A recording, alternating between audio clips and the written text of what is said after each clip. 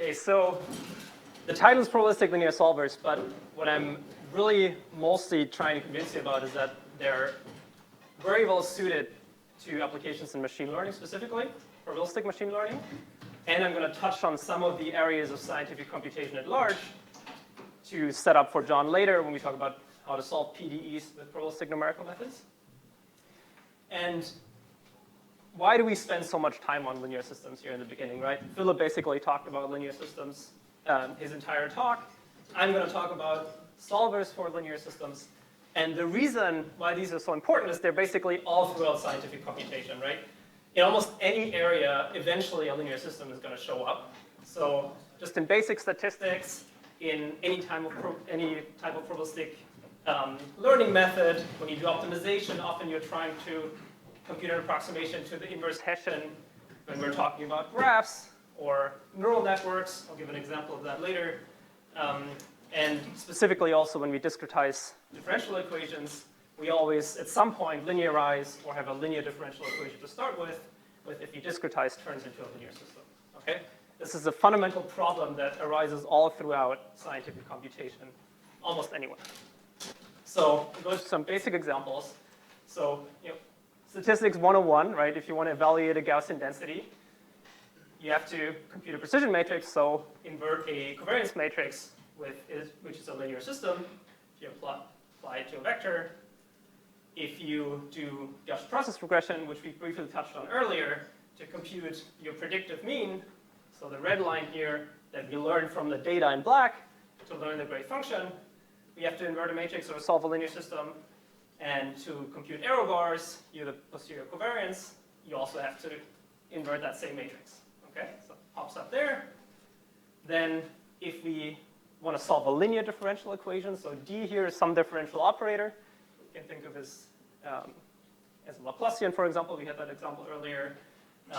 Or this might describe how heat propagates in a medium, right?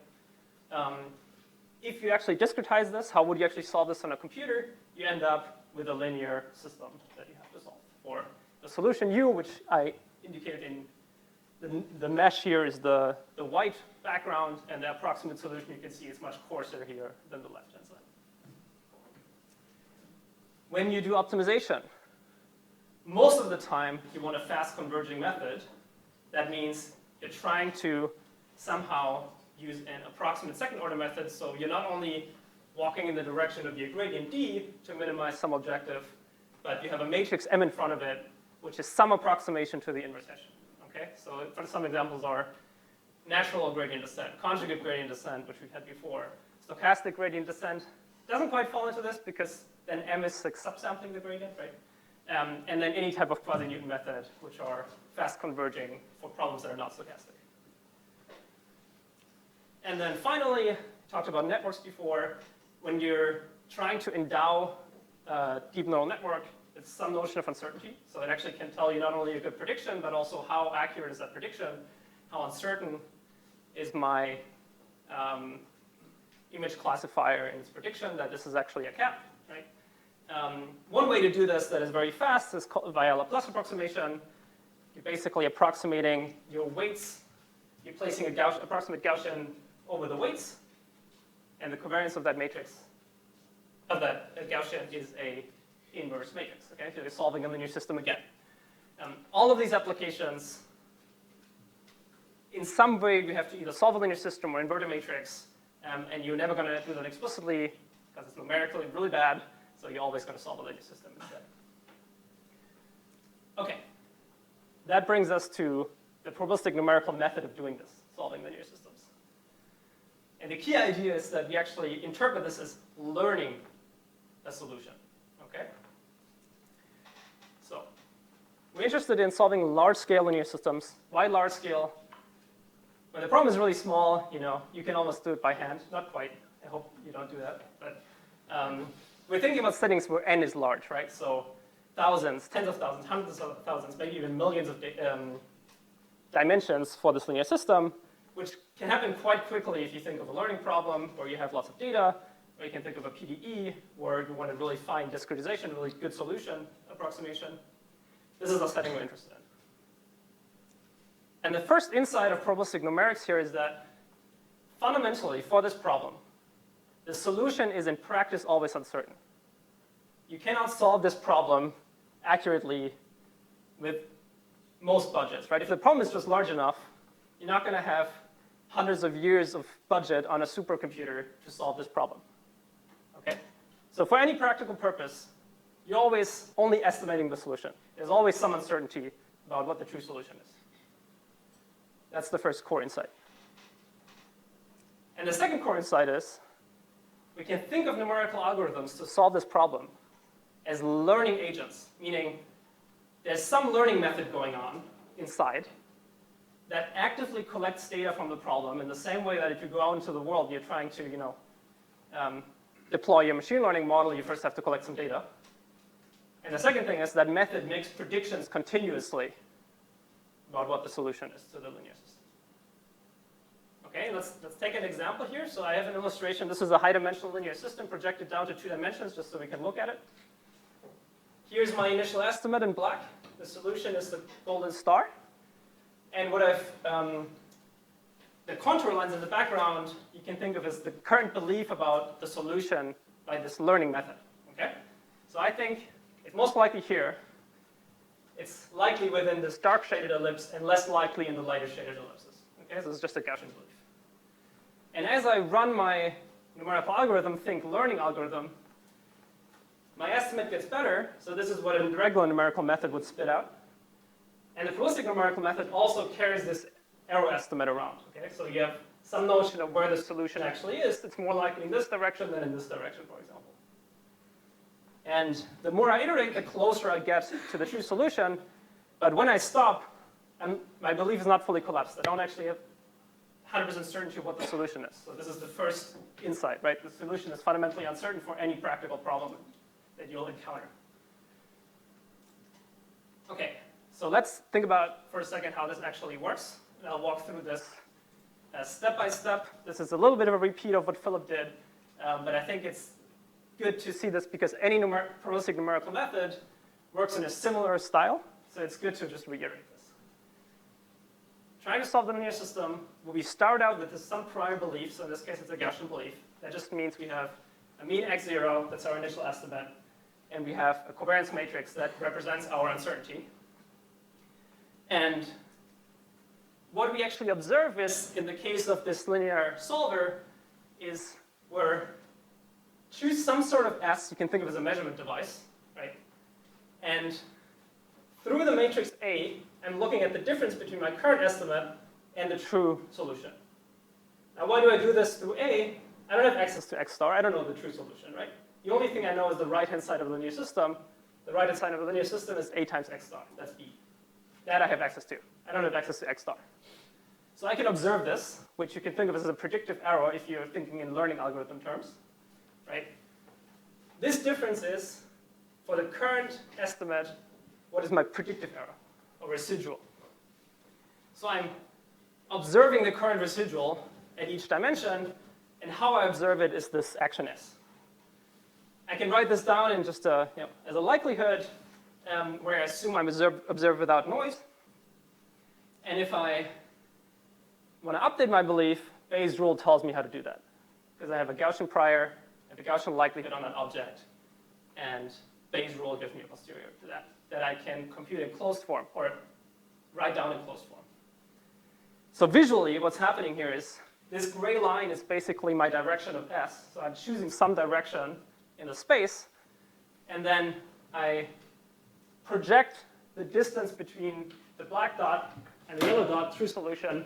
I measure it on this line, and I don't project orthogonally in L2, but with respect to A, so some angle that is given by the inner product with A. Okay? So I measure along this line, not quite an orthogonal projection, but similar. Okay, so I could write down the posterior. It's not so important what exactly these equations are, but think about the structure for a second. So my new xi is my initial estimate plus an update term. So this is what comes from the data from observation. Here's the residual. So I somehow transform the residual into an update of my estimate. Okay? So I take my observation, do something with it that depends on how certain I am already, update my mean. And in the covariance, this is my initial, I can think of as uncertainty, which I downdate so I become more certain as I collect more information. And this term grows the more observations I make. So the downdate grows, that means this becomes smaller, quote unquote. Okay, so I become more certain. So look to the right, we'll do that visually now. This is the sixth iteration. I choose an action. In this case, I chose one that, I think I chose these randomly. I look at the distance along this line with respect to a specific inner product, and I update. A few iterations, I end up much closer to the solution. My belief is more contracted. Do it again. Belief becomes even more concentrated, right? So I'm more certain where the actual solution is, and I'm closer. And I think that's the final step. Okay, so I update this Gaussian belief. And remember, this is happening in high dimension. I'm just projecting it down to 2 dimensions so we can see it. Because if this was actually in 2 dimensions, you'd be done after 2 steps. Okay, so fine. Now we have an algorithm, right? Let's think about the 2 choices that we made here. So first of all, I never told you what these S's are, right? My measurement device. How do you choose the actions? Right now, I'm just assuming some sequence of vectors that's linearly independent. And how do I choose the prior? So what do I start with, right? What is my initial guess? Maybe I have some better guess than just a random vector or just a 0 vector. What is the initial covariance? Maybe I'm more certain at the beginning, and I start out, than this ellipse, right? Maybe it's much more concentrated towards the true solution. In this case, actually, it's already elongated in that direction, right? That's prior information here. Okay, so these 2 choices. How do we do that? You've already heard about some choices from Philip, so some of these are going to pop up here again. The most basic choice we've heard about is actions S are just unit vectors, right? 1, 0, rest of 1, 1, rest of zeros, selecting rows, if you will, of A. But other choices are also possible. And if you think about this as a learning method, if you go out into the world, you also have a choice about what data to collect from your problem, right? This is how you actually measure a system. And this is not always, there's not always only a unique way to measure information about a process. Okay. So now we have an image in our head. Let's think about these 2 choices. So how do we choose the actions? Also called the policy is the thing that generates actions. And you can think of these as, I said it was a measurement device, right? You can think of them as weighing entries in the residual. So the residual contains, for each dimension, if you will, my predictive error. So I'm predicting what the right-hand side is. And the residual contains my error in that estimate of the right-hand side, E. So if I compute the inner product with the residual, what I'm actually doing is I'm taking those entries and I'm giving them some weights, and the weights are in S, in the actions. So I'm saying this dimension is more important to me, the other dimension is not so important. Now, if you choose unit actions, what you're doing is you start off with the first dimension, say, now I really care about the first dimension. The next iteration, you really care about the second dimension. Third dimension, and so on, right? Now, is that really the smartest thing you can do? No, but that's the first thing you could do, right? That's the first thing you can think about.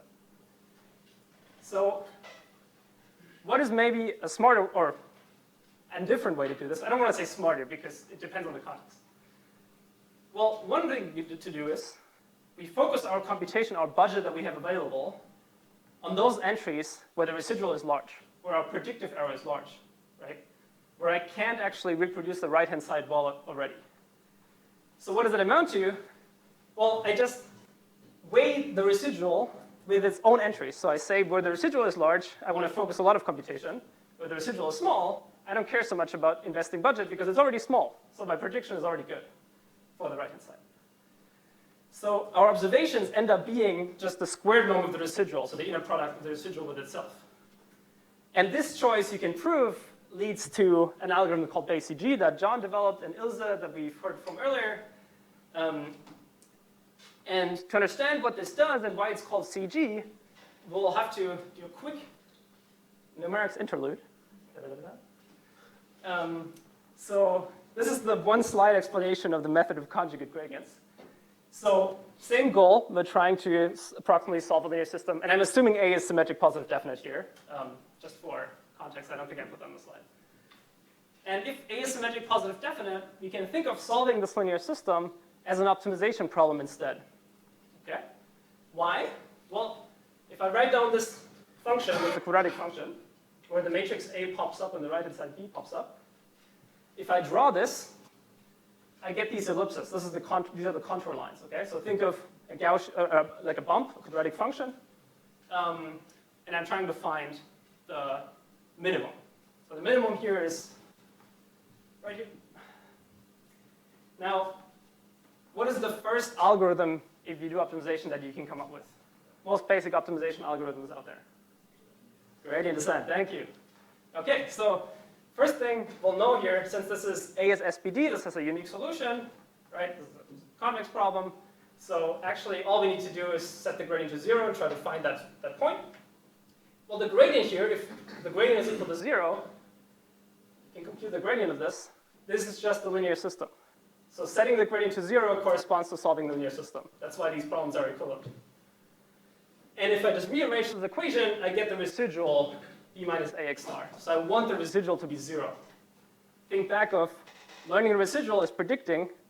If I can predict the residual, you know, if I can predict the right-hand side, I can kind of enforce my residual to be closer to 0. So trying to find the optimum of this quadratic in the learning interpretation is trying to predict the right-hand side even better, right? Better and better and better.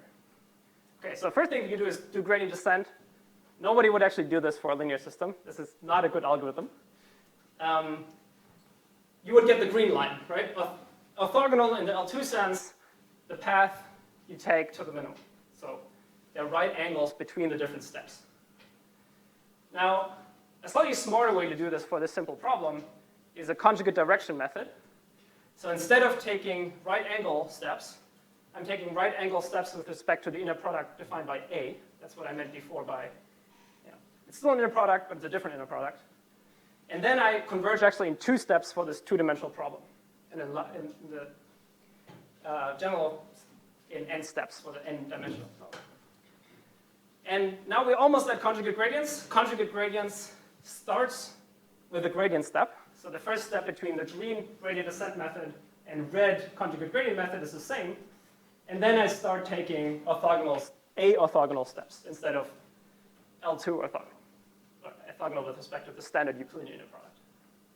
Okay, and this converges really fast in general. Talk about how fast in a second.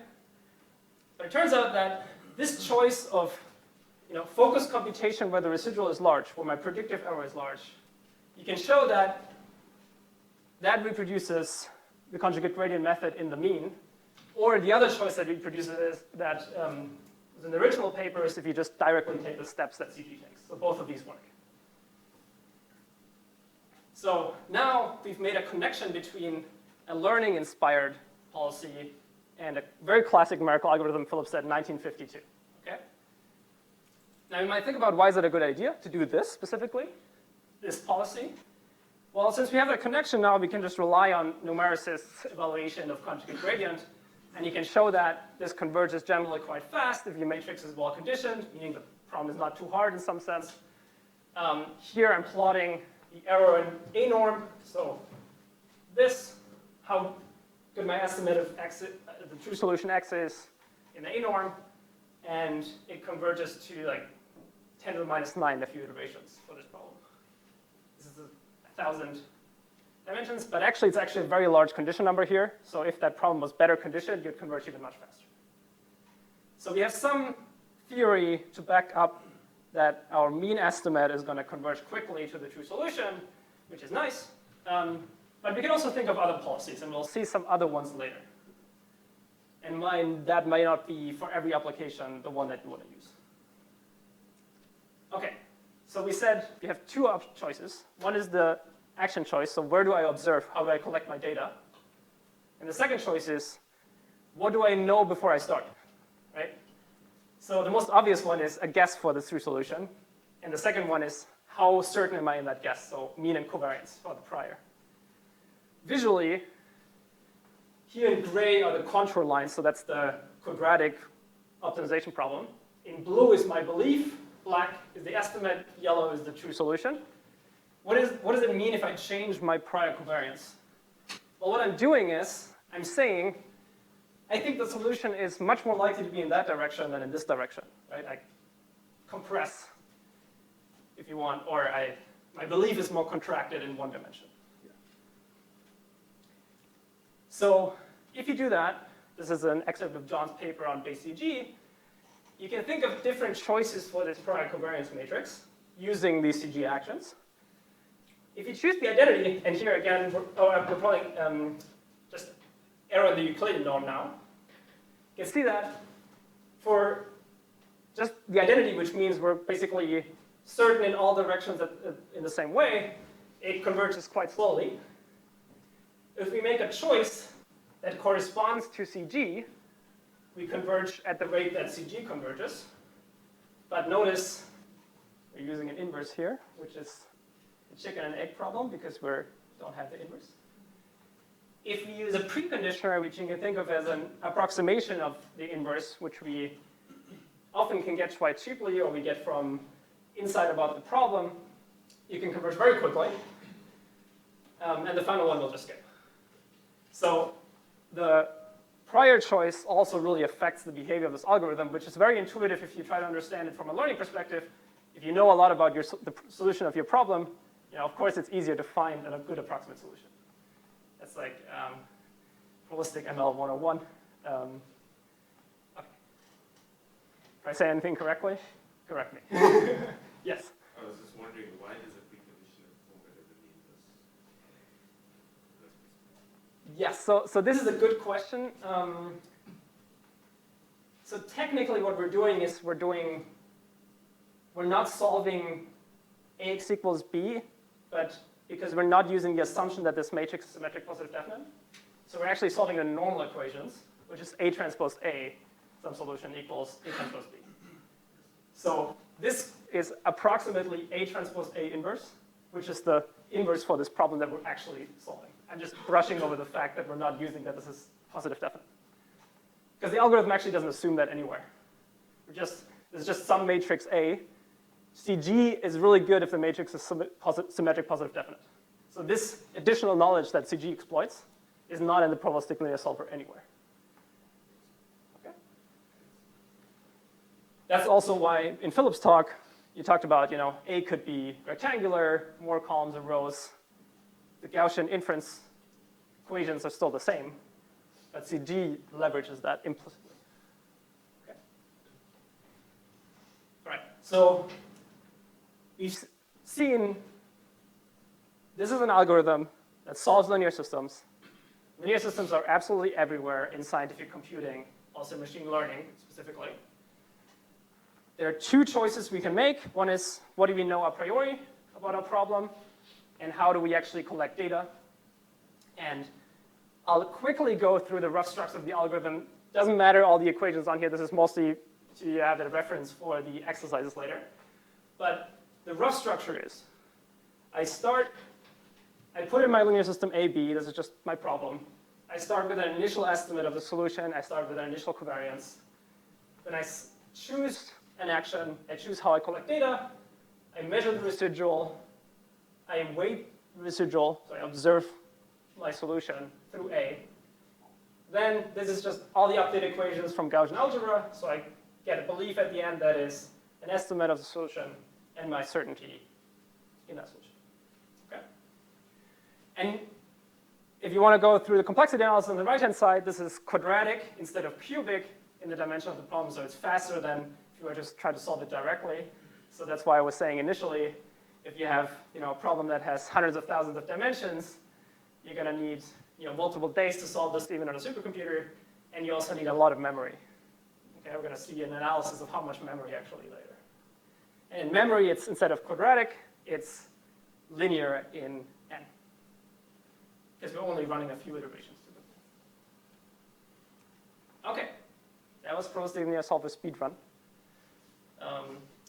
Now we'll see how to apply this in more of a probabilistic machine learning setting. Okay? So when is it really useful to have a belief about a numerical approximation? It's when you actually do something with that numerical approximation, okay? When that's embedded in some larger problem, you actually want to say you're trying to do regression. Inside of that regression algorithm, there's a computation that you don't know how much error it has. You have no idea how it actually affects your prediction, right? If that approximation error is really large, you're making a lot of mistakes internally that you're not even aware of because you're just calling some subroutine, right? That you don't know what the error is. So numerical analysts, people who do numerical analysis, spend a lot of time thinking about the theoretical properties of these algorithms, right? So that in what situations can I actually apply it? The error is really small, so this is fine. The philosophy of a probabilistic linear solver is a little bit different in the sense that it's giving you an error estimate alongside a solution estimate that you can then propagate to the output. We'll go through an example now, okay? And the example is, we're trying to learn a function from data, classic regression setting. I have a bunch of observations in black. I'm trying to learn the gray function, and I want an estimate of my certainty. So if I deploy the system in practice, maybe for climate modeling, says that the temperature stays constant over the next 100 years, right? Every climate scientist worth their credentials is going to question that result, right? So your model better have some uncertainty associated with it that the temperature is actually going to blow up, right? Unfortunately. Okay, so supervised learning setting, you've all seen this before. I don't have to go through this too much. But we start out with a prior, which is, again, guess for the function we're trying to learn, some uncertainty estimate. We get noisy observations from this latent function, which we can think of as maybe the true temperature, or if you do geospatial modeling, maybe this could be density of the soil, for example. And if you think of a 3D problem, you're trying to estimate what does the soil structure look like.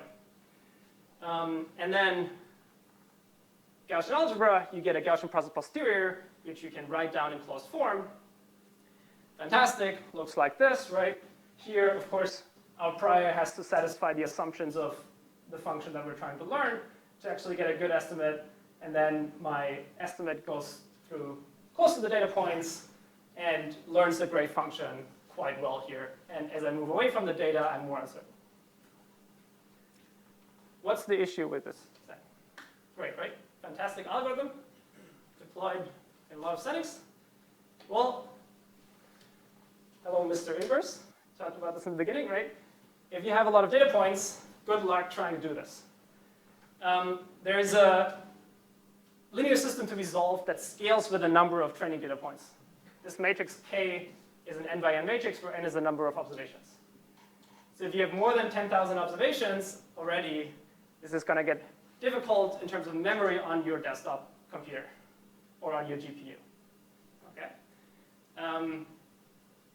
Hundreds of thousands of data points, no chance. Why? Well, if I were to solve this with a Cholesky decomposition, which is kind of like the textbook algorithm to do this, this would be cubic in time. So as a function of the number of observations of training data points, this scales quite quickly. So if you have a few 100,000 data points, if you have to solve this system multiple times, for example, for hyperparameter optimization, this takes days. Okay? So if you have 1 million data points, it takes years. That kind of sucks. And what about space? Well, if I have hundreds of thousands of data points, this is already tens to hundreds of gigabytes. And then for millions of data points, it's more than a terabyte. Okay, so even, and this is working memory, right? You have to operate on this. So I don't have that much RAM, and my GPU doesn't have that much memory. So how do we do this? We need to approximate the posterior. We need to do some approximation here. Otherwise, we have no chance to solve this. So here are 4 different approximation methods on a very small problem, just so we can look at it. That actually does this. What do you see? Doesn't matter what they're called, just 4 different ones. Yeah. Oh yeah, they look very different, right? but we're doing this to get good uncertainty estimates. That seems like a problem, right?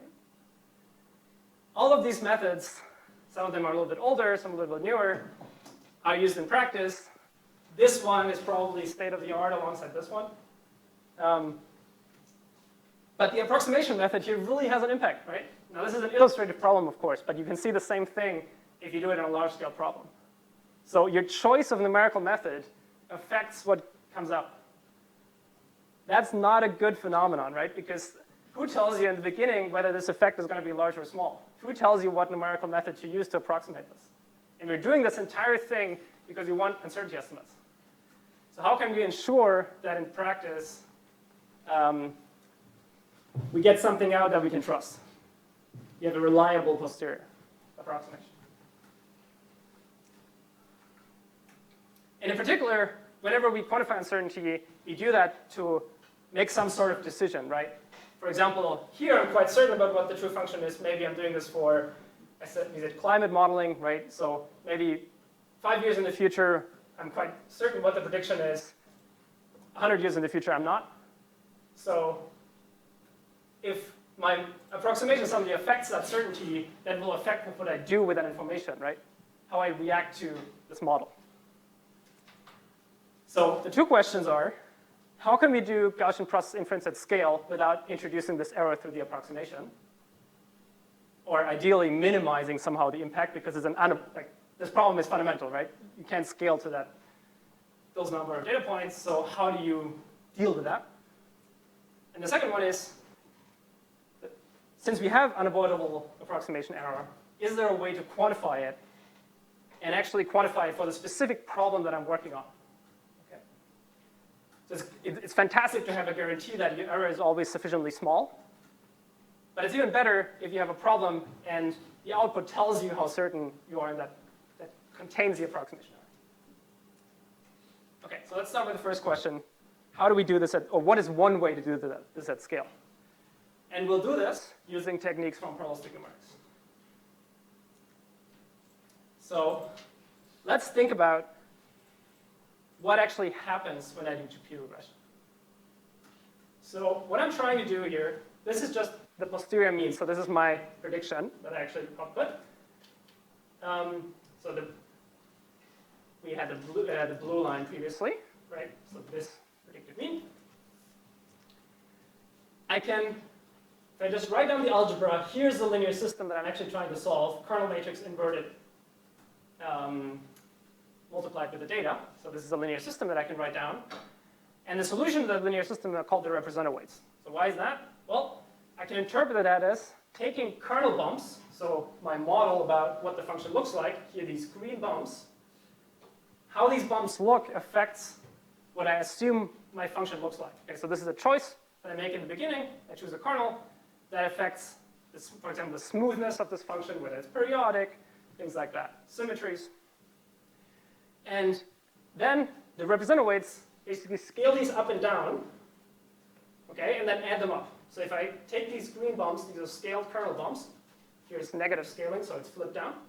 Add them up, get the blue line. This is my posterior mean. Okay? But now I said, can't solve this linear system because it's too large scale. What do I do instead? I use an iterative solver, for example, to approximate the solution. Right? So I approximate the representer weights. So what I get in practice is I don't get the true posterior mean, which is now in dash because we don't have access to it.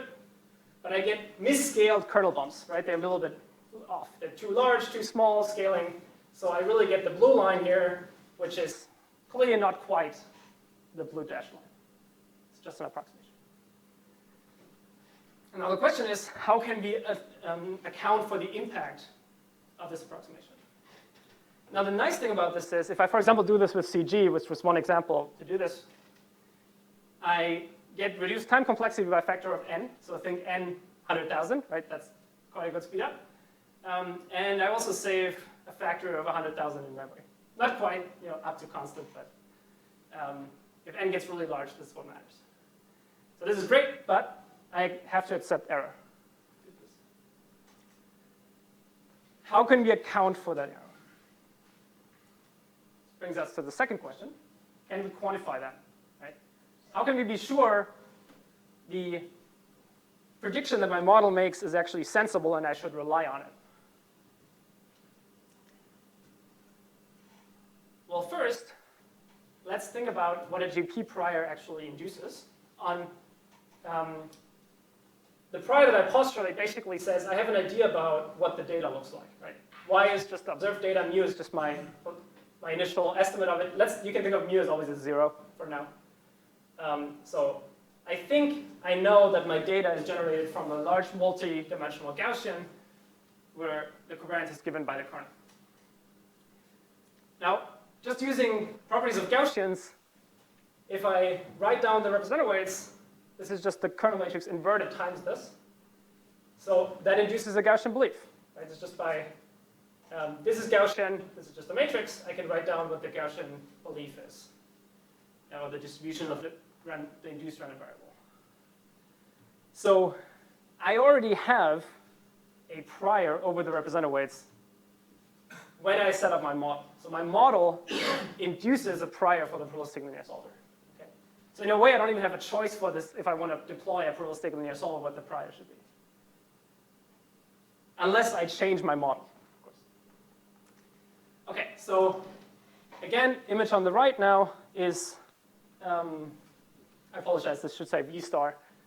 This is the same image we had before for the probabilistic linear solver. This is an estimate for the true representative weights, and I have some belief over the representative weights associated with it.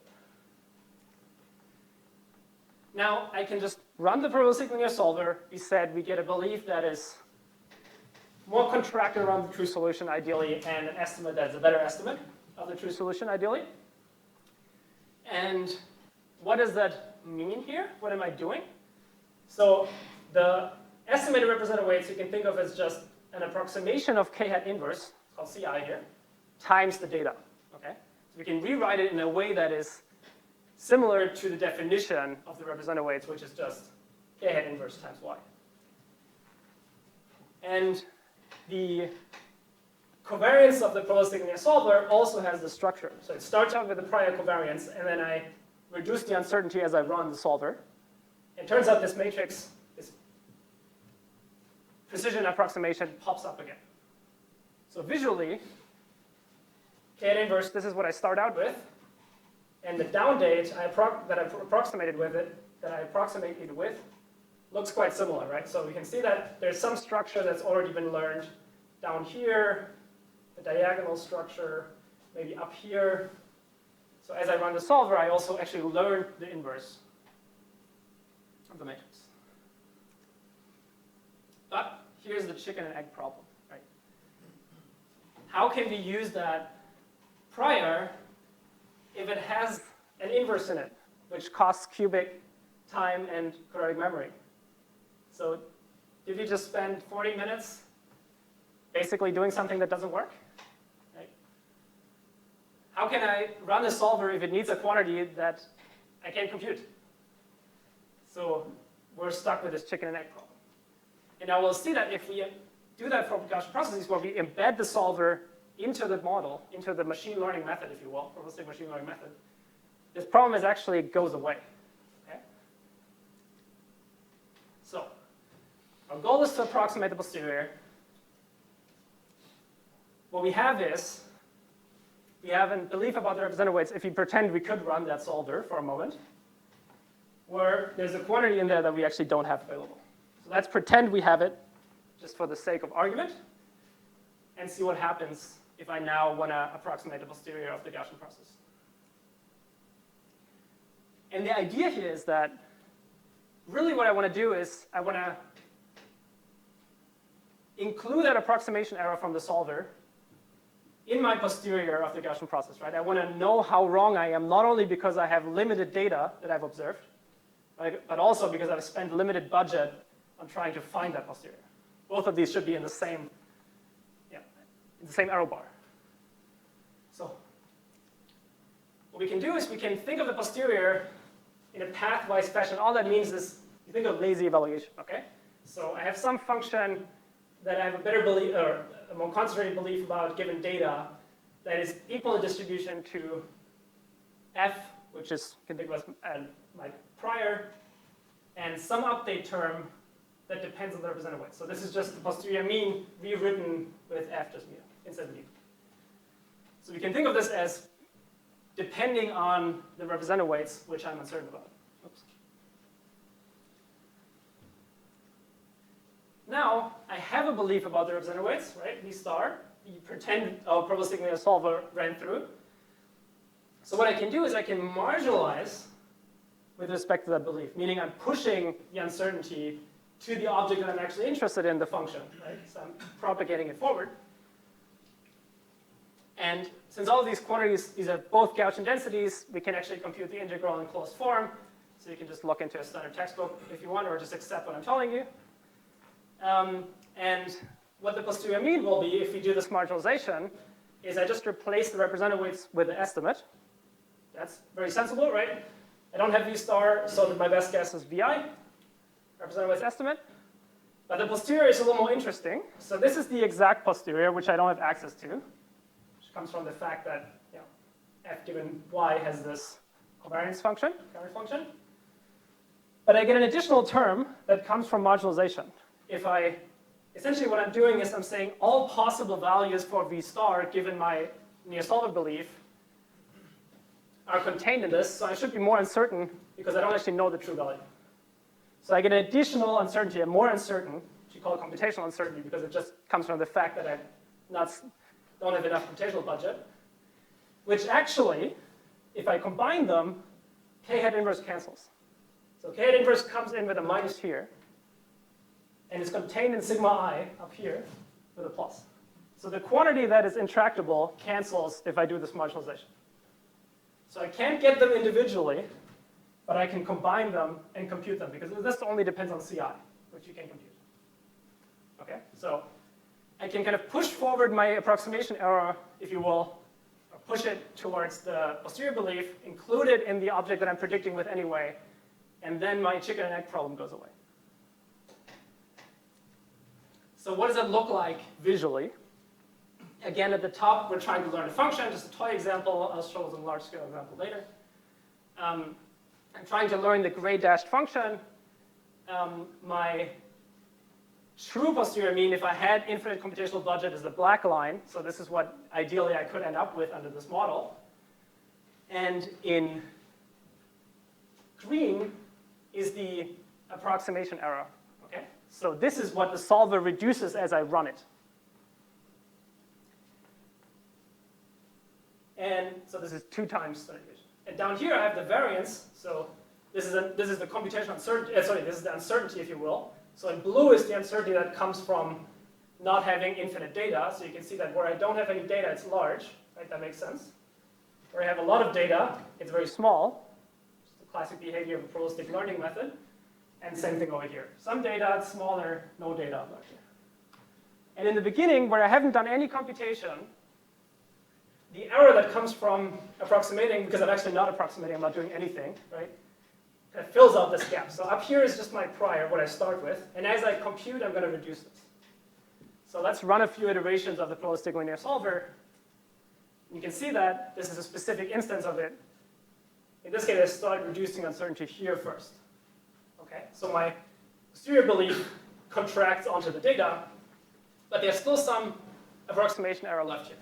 And as I run, this kind of carves out this uncertainty landscape. Okay, so I'm reducing the error that comes from approximation as I run more. And if I had the budget to run for n iterations, barring numerical imprecision, I would get the exact posterior, so just the blue down here. Okay? Now I can't get these 2 quantities individually. I can't get green and blue individually. That's both of these because they both have the inverses. But I can get their sum. And really, I only care about the sum because I really always want to take into account the error from the approximation, right? Of course, it would be fun, or even better, if I had the exact error, but then I wouldn't actually need to approximate at all, because if I have this, what do I care about approximation, right? This is already the exact quantity. So you can only get the sum, but you can get the sum. That's the point. Okay. So I'll show the algorithm for a second. But again, this is mostly for implementation.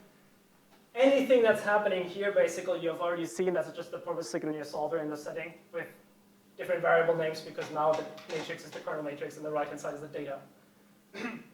And down here is the update. And the interesting part here is that, again, this is tractable because this matrix is actually low rank.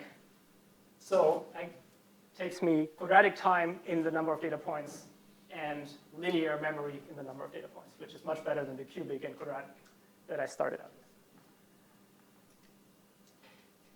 Quick pause. Any questions for this setting before we move on to some experiments? Yeah, I have a technical question. Because you have changed the posterior variance to Ki from K to Ki, a posterior variance. No, because this is part of your model, right? You specify the covariance function ahead of time, so you can evaluate K. I'm sorry, my question is because you can only use the combined uncertainty. Now, can you comment something about the Hilbert space that's the new uncertainty induced? So the samples from, so the posterior mean function is still going to be in the RKHS, right? This is just a linear combination of kernel functions, assuming the prime mean is in the RKHS. Okay, so that hasn't changed. So basically, all the theoretical results of the previous Gaussian process can apply to here. Thank you for that segue. Cue next slide. So this is a theorem by Moto, who is also somewhere in the room, I think. Maybe? Yes, right here. This is kind of the, if you want, an error-bound perspective on what I've just said. I'm going to explain it for a second. So what we care about, or you can make formal in the sense what these arrow bars that I've just plotted mean, okay? So here, G is a function in the function space that I'm learning in, okay? So when I pick my kernel, what I'm basically doing is I'm saying, here's a function space that represents all the functions that could have generated the data. Okay, so from a mathematical perspective, I'm setting up. This is a little bit hand-wavy, I know. But I think this is the level of accuracy that is appropriate. And what I'm measuring here is the difference between a member of this kernel Hilbert space, HK, and the posterior mean, up the north. Now, what I'm looking at is the supremum over this difference only on a unit ball. So I'm kind of saying, I'm looking at functions from the kernel Hilbert space, but only those functions that are not too complex, where the Hilbert norm is not too large. Right? This is what I'm doing when I'm setting up a prior. And it turns out that this supremum is exactly equal to the standard deviation. Okay, so looking at the supremum over the arrow in a unit ball, that is given by the standard deviation of the Gaussian process. So the one definition of the uncertainty. Okay, so this is a very formal statement about what does it mean if you plot the standard deviation of a Gaussian process. It means you have a tight arrow bound on the arrow for all functions that are not too complicated in the RKHS. Okay? And if you do this, if you plug in a probabilistic linear solver to approximate the representative weights, you can get the same form of error bound. Again, we're looking at the maximum relative error, basically, because I'm setting the norm to small n equal to 1, between any member of this ball and my posterior mean approximation UI that the solver spits out. Okay? And this is exactly equal to the standard deviation of the approximate covariance function. The square root of the approximate covariance function plus 2. Okay? So I get the same type of error bound just with the approximate quantities plugged in.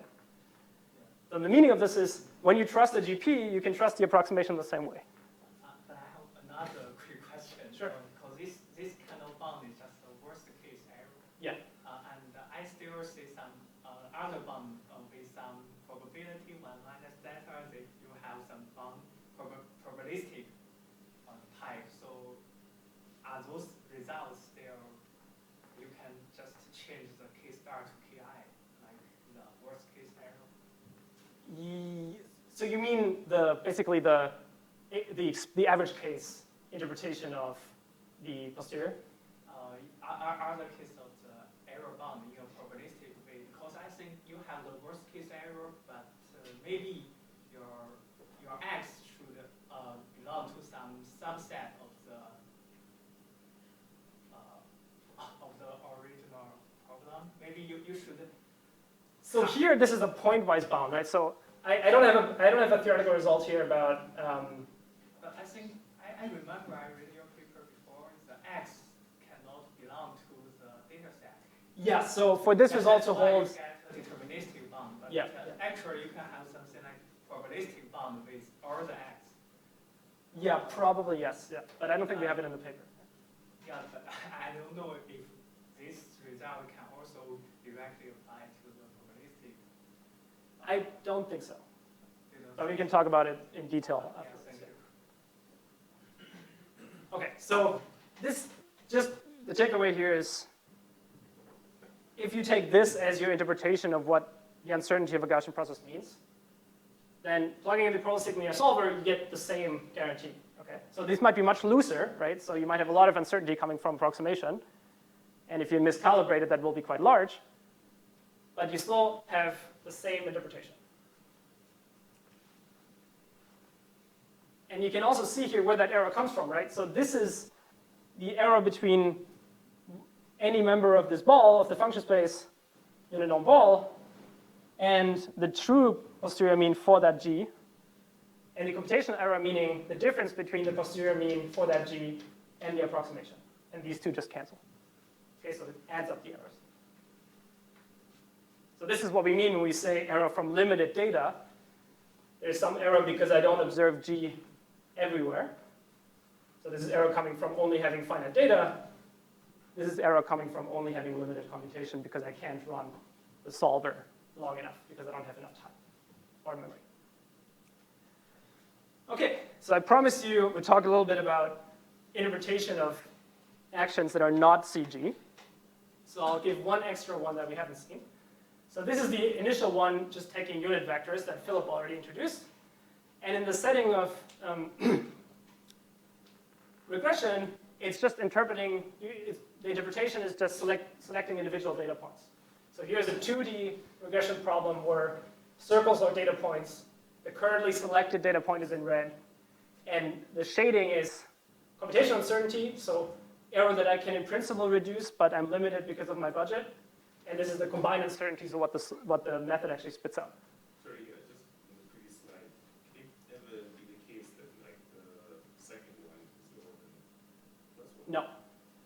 So this one goes to 0, and then you're always left with this error. Sorry, I guess. Yeah. So that I was just wondering if it should be defined like in posterior, it's like better to. This is always, Yeah. so in this illustration, the combined uncertainty is the sum of the variances. Yeah. So this is always upper bounds the posterior variance. Yeah. So it can't be less. It's always additive, and the covariance, these are both symmetric positive definite matrices that you add up, so you can't subtract. Okay. So this unit vector policy, which might have seemed a little bit abstract in the linear solver setting, in the specific setting of regression, is just selecting individual data points. Right? And as I select them, I reduce computational uncertainty where I've selected data points that I've computed on, and overall, I get more certain where I've seen data, which makes a lot of sense. Right? This is actually equivalent as if I had just subset the data ahead of time. Now, what CG does is it operates on all data points at the same time, but weights some of them more strongly where the residual is large. So here you can hopefully see that some of the data points are shaded more, some are less, but actually all of them have, in general, non-zero weight, so S. And as I operate, I reduce uncertainty much more globally. Okay? So you can see that as I iterate, I get more certain everywhere where I have data, and typically in denser regions, I get more certain. But this depends on, how good my prior mean is. Where if I already have a good prediction somewhere, then I'm not going to actually compute a lot there because there's no need to. And then finally, this is a method that you can think of as a generalization of selecting an individual data point.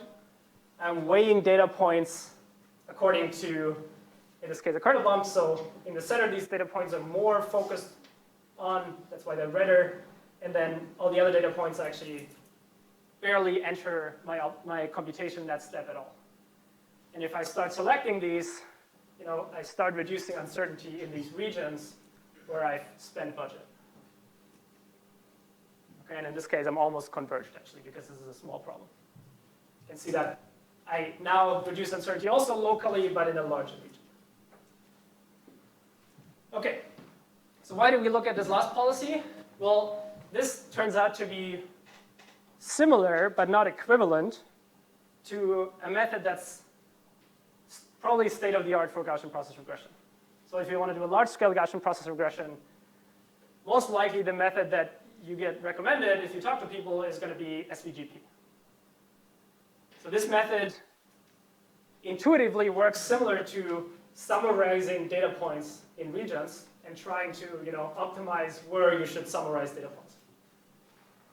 Not so important how it works, but the important point is that what this InterGP method spits out is very similar to what SVGP spits out, but it's different in a very important way.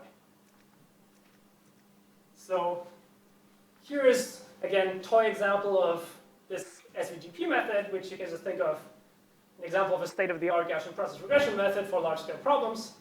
And what it does is it places these inducing points, or you can think of as summary of data points that are collecting kind of information about the data points that are near, and only keeps those inducing points around. So typically these are optimized here. I'm fixing them just to show the equivalence. And here's a variant of this Gaussian process approximation method that uses a probabilistic linear solver that uses the policy that we just seen, this kind of localized compute focus, if you want. Okay? And you can see that, it's quite similar to the true posterior, which is in gray. Both of them are. But actually, this SVGP method has some pathologies. If I place an inducing point here, I have no data here, right? But I'm much more certain than the true posterior. So this goes back to the initial approximation method slide. If you give this to somebody to make a decision off of, they're going to say, oh, I know what's happening here, right?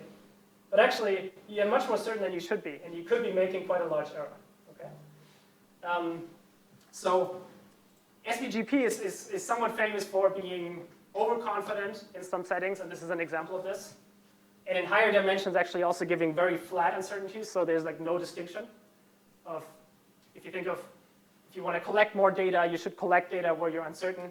If your uncertainty is the same everywhere, that's not very useful. So this is one example of what can go wrong in this method. Now, in the paper that we wrote for this, we compared against SVGP on a bunch of data sets with respect to a metric that takes into account also the uncertainty. So this is the negative log likelihood per data point average, and this is just the mean squared error. So this is the prediction error, if you will. How wrong is my posterior mean prediction? Or how good is my posterior mean prediction for the data? And this is for the test data. And this is how good is my probabilistic belief, or how good is my uncertainty estimate also. You can see that as a function of these inducing points, or the number of iterations, you actually get better posterior mean estimates and better uncertainty quantification. And one intuition is that this phenomenon cannot provably happen, because you're always adding uncertainty if you approximate in InterGP, versus here, this is clearly smaller than the uncertainty of the true posterior. Okay? And you can also see that if you compare these two graphs. Now, that doesn't mean the posterior mean can't be, far away from the data. For example, if you've never actually looked at data points, right, you might still be far off, but you'll be very uncertain. Now, I've slightly cheated in this plot, because I'm not optimizing inducing points. I'm fixing them for both methods to make them comparable. So you could argue, well, this is not going to happen in practice, because since I'm optimizing these locations, they're going to move to data points anyway. And where data points are, I'm more certain. So that's one criticism here. And the second criticism is, Well, that SVGP is linear time, right? So it's actually a factor n more cheaper. So this experiment tells us you can do better, but it's more expensive. But this is not yet published, but I'll show it to you anyway. This is now not only prediction, but this is also training. So I'm learning the hyperparameters at the same time. I'm doing model selection, which in practice I will have to do, because it's, if I don't set the hyperparameters correctly, I'm not going to get good predictions. Now, here I'm comparing again SVGP on a large-scale data set. So this is 400,000 data points. In red is SVGP, and I'm again plotting the same metrics. So this is, if you will, a metric that takes uncertainty into account, a metric that only cares about the predicted mean. And if you now run a specific way of optimizing these hyperparameters and running this method that contains a probabilistic linear solver, you can actually beat the state of the art quite convincingly. It's about twice as fast and is more accurate. Okay? So the takeaway here is that even though the complexities are different, you actually need to do batching here to be able to do this, so it's much more harder to optimize because it's stochastic optimization. And then also, you need to run way fewer iterations, so you need much more inducing points up here. So you can, since you're investing more compute, you also actually get better approximations. So you can beat SVGP even though the theoretical complexity is quite different. Okay? By the way, this is on a row data set, and the task is you have latitude and longitude, so you know where you are, but you want to predict the altitude. Okay? So this is I think it's maybe a Google Maps data set, I'm not quite sure. Yes? Yeah, is this for a fixed computational budget in the sense that with SVGP you could increase the number of inducing points also, where I think it becomes exact with enough inducing points? Sort of, how is this? Well, in theory, yes. But that's like saying, if you have a supercomputer in a few hundred years. Right. So in the same way here, you can increase the number of iterations. Eventually, will be exact. That's sort of a practical budget then. Yeah. So here, my budget in this case is like 3.5 hours, right? So 3.5 hours on a GPU with, I think, 50 gigs of memory or something like that. Yeah. So this is the fixed budget.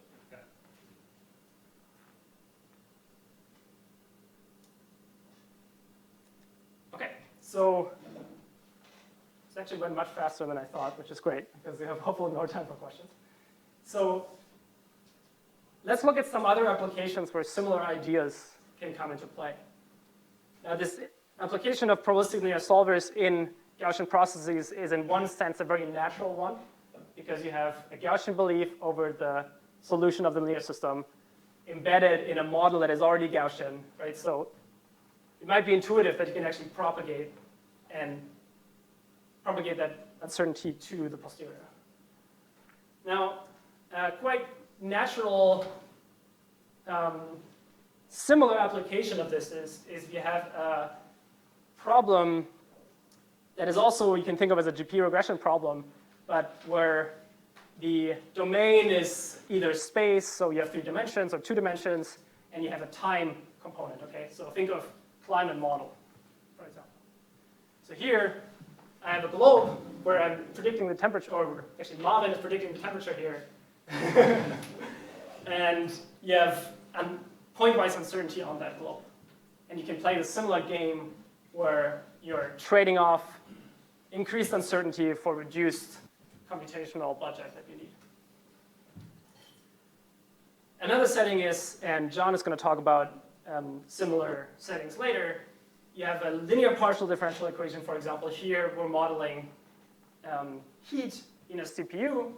So the domain is kind of 2D, your chip on your computer, right? And you might have some temperature sensors in that chip that try to prevent overheating so that your machine doesn't fry itself when you, I don't know, compute a Gaussian process posterior exactly. And with this kind of lazy interpretation that Philip mentioned earlier, you can do similar, you can use a similar approach to also get a belief over the temperature in that CPU in this case. So The color here is the mean prediction. Temperature is more high in this area because that's where the core computing units are. And then you have a slice where you can hopefully roughly see the uncertainty estimate, which is quite small here. And the reason why this is valuable is because your temperature sensors are going to have some measurement error, right? The sensor is going to have some fundamental level of error that you can measure more exactly than that. And then finally, you can also try to do this if your likelihood is not Gaussian. So for example, for classification, if you have a latent Gaussian model, or Poisson regression, if you have count data, maybe in a biomedical application, you're trying to predict case numbers, right, or infection numbers. And there, things get a little more scary because the nice Gaussianity gets lost. But you can still play similar strategies of trading off how much computation you need to achieve a desired accuracy, and by still quantifying error that comes in one part of the computation. So this is by Lukas Tatzel. Okay. So with that, I'm going to wrap up. So if you fell asleep in the last 5 minutes, now is a good time to pay attention for 2 more minutes. We've seen that large-scale linear systems are basically everywhere, right? In scientific computing, specifically machine learning, it's very hard to get around them in most settings. Probabilistic linear solvers give us a way to kind of trade off speed for precision, right? In the sense that you can get more speed, but you might be less precise in your estimate, and you might know less about how precise you are. You might have a very large upper bound.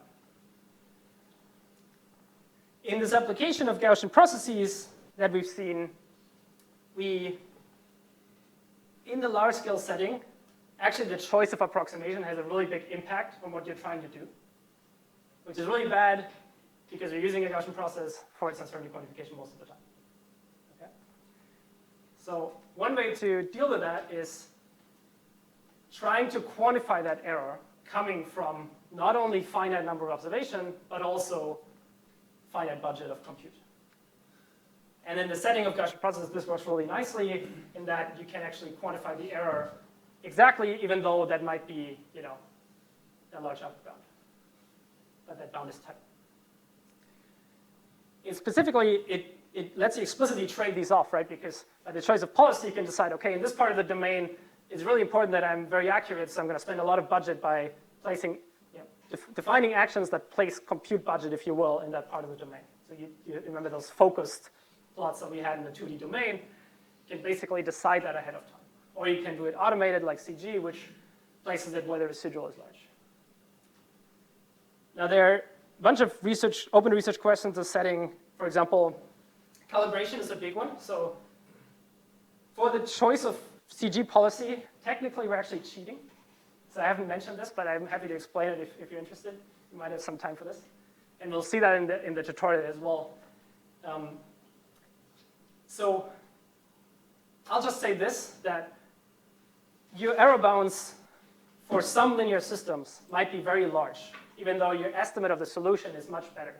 So you think you're not that accurate, but you're actually much more accurate in practice. Okay, so it would be nice if the error bound were tight. So for CG, for example, the uncertainty decreases very, very quickly because you're converging very quickly on some problems. But there's a fundamental limitation there that has to do with the fact that you're always essentially computing a low-rank approximation of the matrix. But some matrices are simply not well approximated by low-rank matrices. So think of a diagonal matrix. Just think of the identity matrix. Not a good low-rank approximation for a large-scale identity matrix, right? And that's such a simple problem. So this is kind of the reason why this happens. And this is an active area of research. And now the second one, which is, I think, quite exciting is, so you've seen some motivations for different action choices for different policies. For example, fast convergence to the posterior mean, CG. You've seen one that matches or fixes the issues with state-of-the-art Gaussian process approximation methods like SVGP and computes something that's very similar to it. But really interesting, I think, would be, can you tune this to the downstream application? So for example, let's say you're trying to do active learning. You're trying to decide where you should collect more data, or experimental design. You're trying to decide what experiments you should do in practice to collect more data to improve your regression. Now, if you know something about what you're trying to do with a belief, you can also design your policy towards that. Right? So you can make the choice of what observations you want to collect based on what you're trying to do with it later. And in a machine learning context, that's very obvious, right? Everybody does that. Why would you collect data that doesn't match the thing you're trying to do with the data? Unless somebody else gives you that data and you didn't have control over what data you collect. So think of a large-scale model. What typically happens, for example, in deep learning is you get a large-scale data set and then you fine-tune, right? So you have a choice over what data to collect to fine-tune on. Here, we have instead of just collecting data, we have this lever of what you actually compute that you can ideally match to what you're trying to do with it. Right? In the same sense of, in the same idea of I'm fine-tuning on a specific data set that matches my application. For example, molecular design. And then there's lots of other different problems in this setting, but those are the two I think that are quite interesting. Okay, and with that, thank you, and if you have any questions, I'm happy to answer.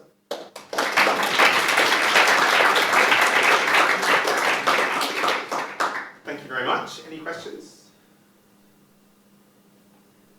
Yeah, thanks a lot. So I think it's really interesting. I wanted to follow up with what you just mentioned at the very end about conjugate gradient. You mentioned in the first half, I think you provided some convergence, some details about the convergence of conjugate gradient. I don't know if I remember correctly, you mentioned for higher condition, it converges faster. Yeah. And now For smaller condition number, it converges faster. all right, smaller condition. So basically, translation, because now you talked about low-rank approximations. Yeah, so you're, are you assuming anything about the data matrix when you go the conjugate gradient way? Well, you're assuming that it's symmetric positive definite. And you get faster convergence. Huh? Nothing about the rank.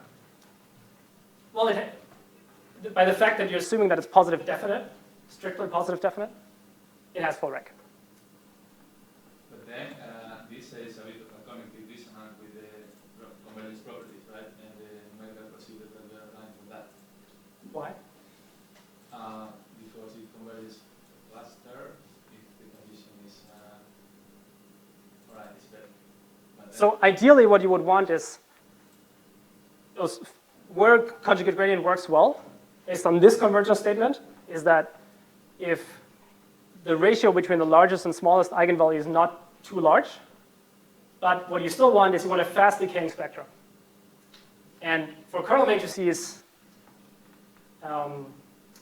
stationary kernels with sufficiently large length scale, they have typically a spectrum that decays like that. So the idea is basically there's a lot of, the matrix is close to low rank, but it's not exactly low rank. And it's not low rank because you're always adding noise to it, and it's a kernel, so it's a symmetric semi-positive definite kernel matrix, or if you will, positive definite, depending on the definition of kernel versus kernel. And then you're adding noise to it. Yeah. So then my question would be, maybe it's not, maybe it's more about the policy. Have you thought about introducing any randomness in the policy? Like, for example, random measurements, they kind of have, they can be parallelized, kind of have similar guarantees. Yeah. So one way to, so I've always said that okay, complexity is quadratic if you do this right. Time complexity is quadratic. But actually, if you use actions that have some zero entries, complexity is actually less than that. So you can rewrite this algorithm, which is not on the slides, in a way that you only pay as much as n times the number of non-zero entries. So one way to accelerate this even more, scale it, is you, for example, randomly pick entries. Or you take some sketching matrices, which are often sparse. Don't have to be, but often they are. So this kind of goes in the direction of randomized numerical linear algebra, where people say, okay, I have a really large-scale problem, so I have no hope of finding the true solution, which is what we started with, right? So I don't care about it being very, very accurate. I want it accurate, but super fast. And the degree of accuracy that's sufficient is problem dependent. And then people usually do some sort of sketching, which basically means multiplying with randomly chosen vectors, and often these vectors are sparse, meaning the matrix vector multiply is very efficient. So I'm working on some things that in that direction. So I don't have anything definitive to say, but most definitely here, if you want to scale beyond like 1 million data points, because of memory reasons, you want to introduce some sort of sparsity in the actions. And those are often randomized. So I'll say one more thing. If you think of conjugate gradient actions, these are gradients, the residual is the gradient, right? You can do things like stochastic gradients. So you just zero out some entries randomly, which corresponds to stochastic gradient. Any more questions? Yeah. You would, Oh, sorry. no, apology. So you, I think you briefly mentioned when the distribution might be non-Gaussian and perhaps not. How flexible would this method be for, I guess, other kinds of non-Gaussian distributions? So it really depends on what the non-Gaussian is. So this last paper that I mentioned, we're doing this basically for exponential family likelihoods and with a Laplace approximation. So essentially what you're doing is you're linearizing the model, and however bad that linearization is kind of the price you pay. Okay, so in any model where either very hard to linearize because it's just not well approximated by a linear model, you have error that you're not tracking in this Gaussian set. So that's one big open area of trying to apply these techniques, right?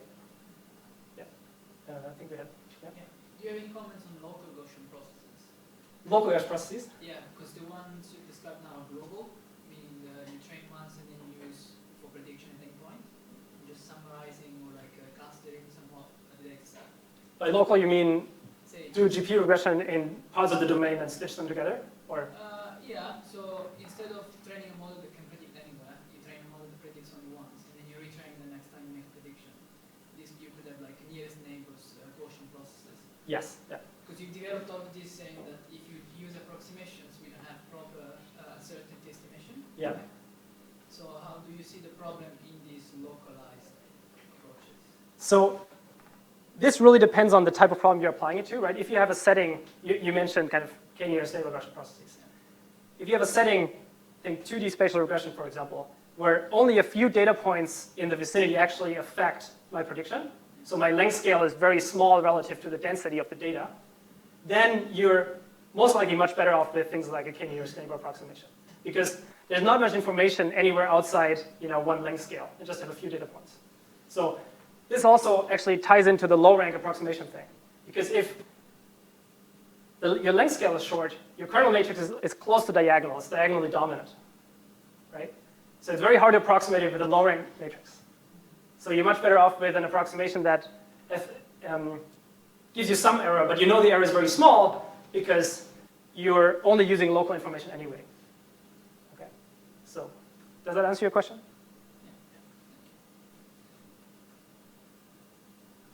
Yeah. Does the computational uncertainty decrease monotonically, or it only monotonically only applies for the CG method? It decreases monotonically pointwise.